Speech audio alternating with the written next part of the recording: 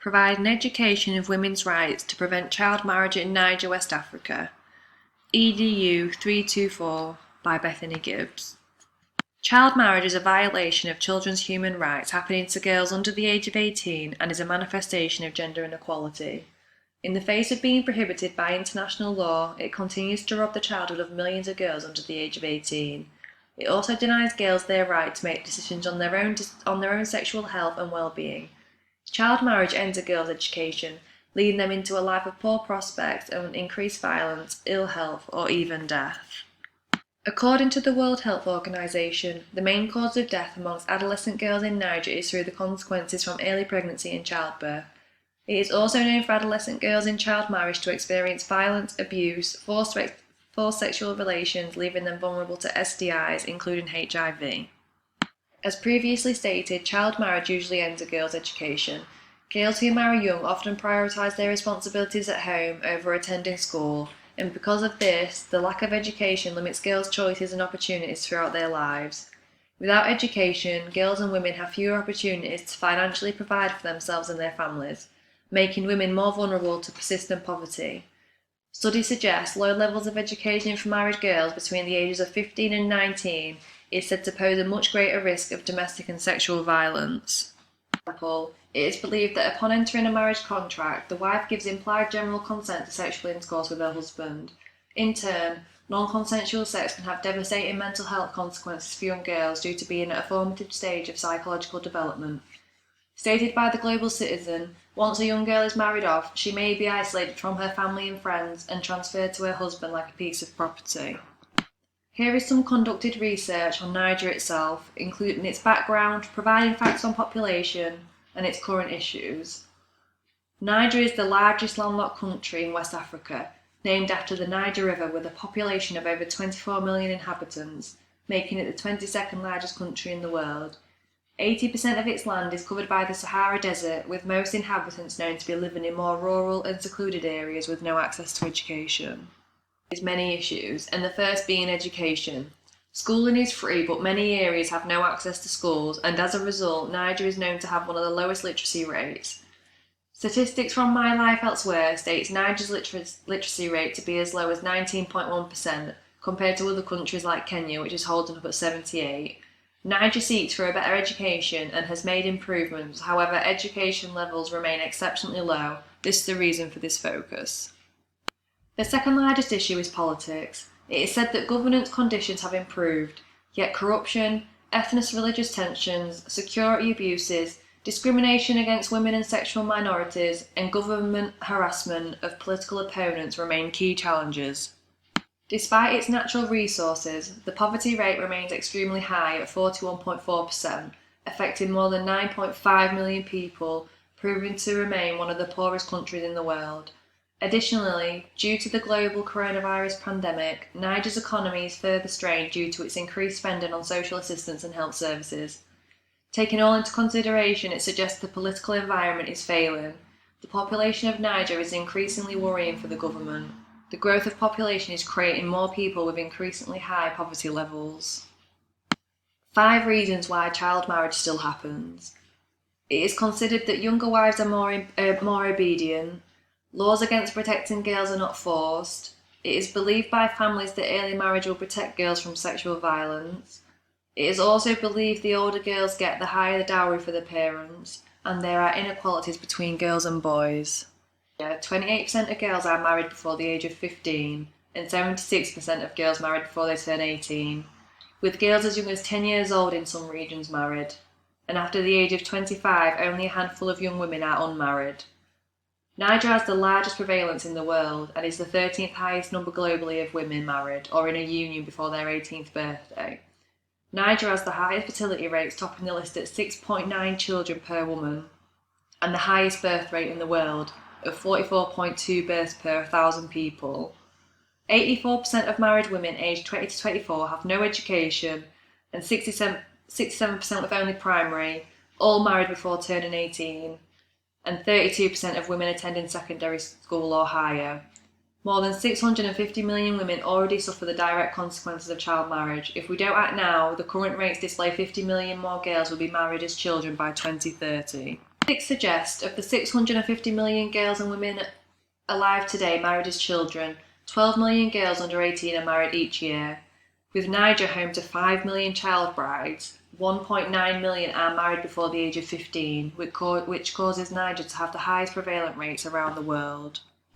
Regionally, 60 million girls were married before the age of 18. This masks huge variations between and within countries. The region is home to 6 of the 10 countries with the highest child marriage prevalence levels in the world, 6 of which have a prevalence of over 50%.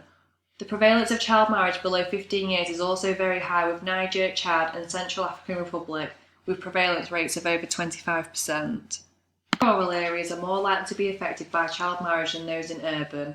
It is said that more educated girls are less exposed than those with no or little schooling. Effectively, the poorer the family, the more girls exposed to practice. The median age of marriage for girls is around 15.7 years, which is around 9 years earlier than that for boys due to social, cultural and economic reasons. Sustainable Development Goals formulated by the United Nations aim to end poverty and other worldwide deprivations by 2030. Number 5 in particular aims to achieve gender equality and empowerment for all women by this time. Target 5.3 specifically aims to eliminate all harmful practices of early and child marriage.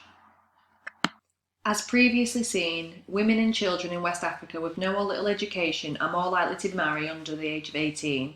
That being said, could using education of women and girls' rights as a change agent be a substantial prevention of child marriage, with using the research question, what are the implications of using education of women's rights as a change agent to prevent child marriage in Niger, West Africa? It's important to recognise the approaches that can be dragged to implement this change. This approach is considered to take a part bonus, part transformative growth. As you can see, feminists are about the empowerment of women and their voice being heard. This therefore means educating men and women in Niger regarding women's rights helps to understand the importance of the woman being her own person with their own voice, in hope to refuse marriage at a young age. However, this approach is also transformative as we aim to improve the lives of women in Niger, achieved through the power of education to help prevent the consequences of child marriage, such as early pregnancy and domestic violence. Different approaches work best with different gender inequality issues, and in this instance, a feminist and transformative approach will achieve the best outcome for all.